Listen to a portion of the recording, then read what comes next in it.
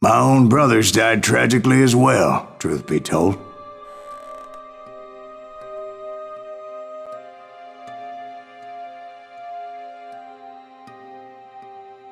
It was 1868, and me and my older brothers were pulling a tidy profit running cattle into Juarez, Mexico. One night after my brothers retired for the evening, I found a little poker game in a cantina with a couple of cowboys. And I just couldn't lose. I even won an old Spanish coin that had to be 100 years old.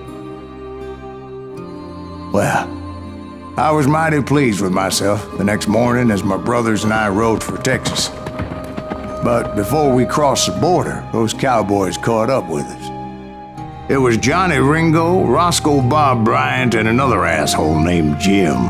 They wanted their money back and everything else we had, including our lives, as those boys didn't want us coming for them later.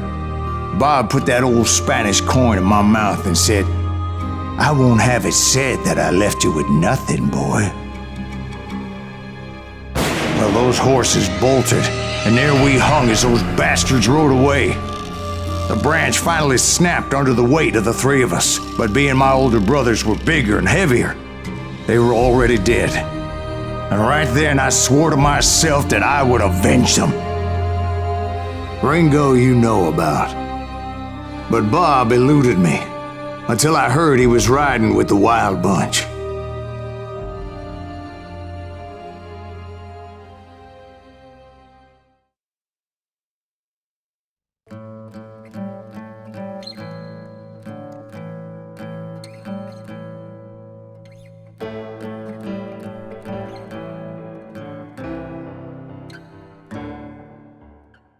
I'd been on their trail for months, ever since they left their hideout in the Bighorn Mountains.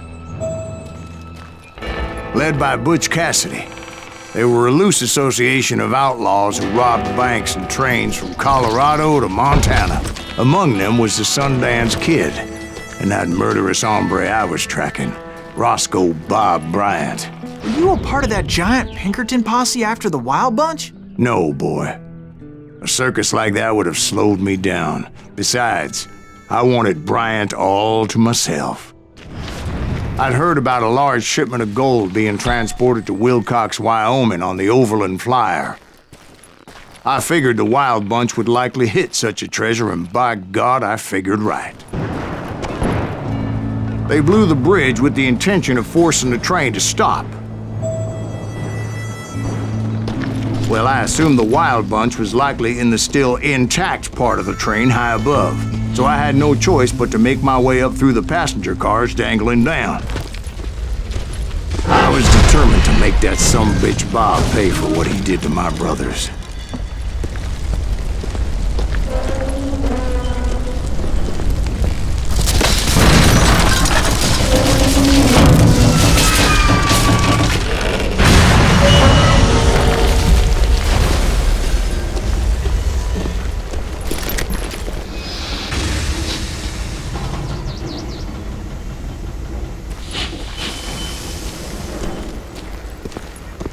My ears are still ringing from blowing up that bridge.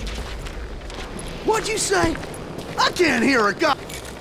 Well, I made my way off unscathed and came upon a few members of the gang and had no choice but to dispatch them. From there, I had to negotiate an even more precarious route. But first, I would need to get my ass out of there.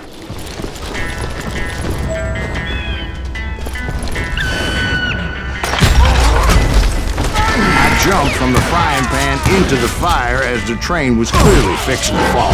I had found the gang, but in order to find old Bob, I needed to fight my way forward past a whole passel of desperados. Outside, inside, any way I could, I made my way towards my prey. Well, what about the passengers? It was mostly a freight train, as I recall. There were no passengers aboard that day.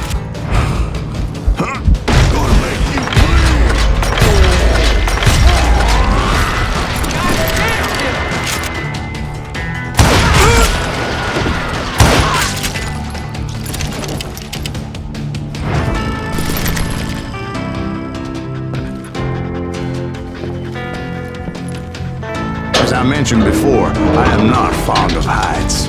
But I was too busy dodging bullets to worry about falling to my death. Odds were I was likely to die that day anyway. So I was determined to take down as many of those bastards as I could. Time to fill you full of lead.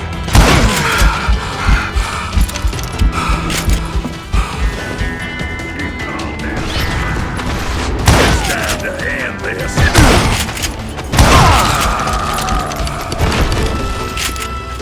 Times it was like shooting ducks in a shooting gallery. The only difference is these damn ducks shot back.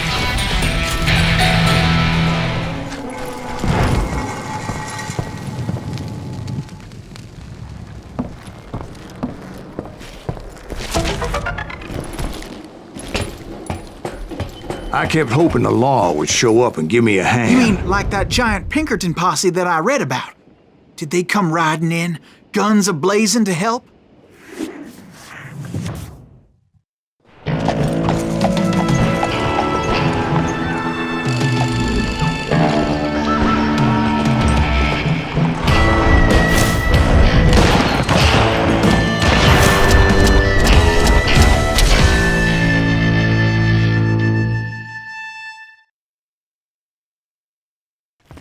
Help? From the Pinkertons? No, son. I had to fight the Wild Bunch all by my lonesome, as usual. Who the hell is that?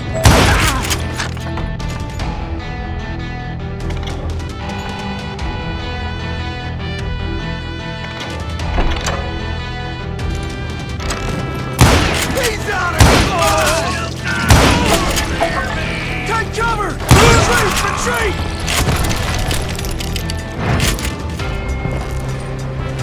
He's killing everybody! Hell's a coming! He'll kill us all! You just brought him.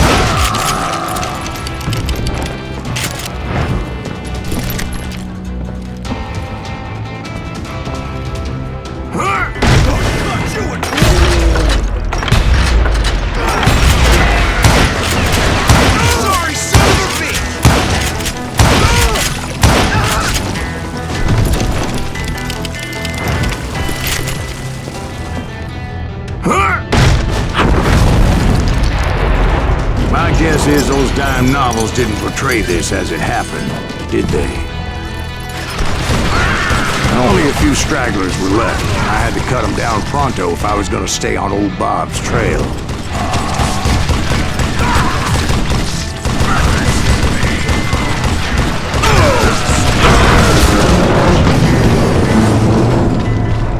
Once I silenced all those guns, I went searching for my nemesis, determined to finally have my justice. But the only survivor who welcomed me was George Flatnose Curry. Who was he? The fastest gun in the gang.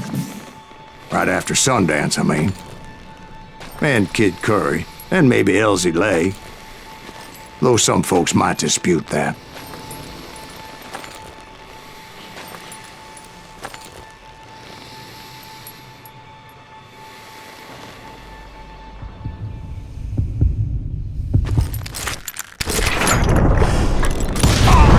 On that very same day, Butch Cassidy and the Sundance Kid decided to leave the Wild Bunch behind and decamped for South America.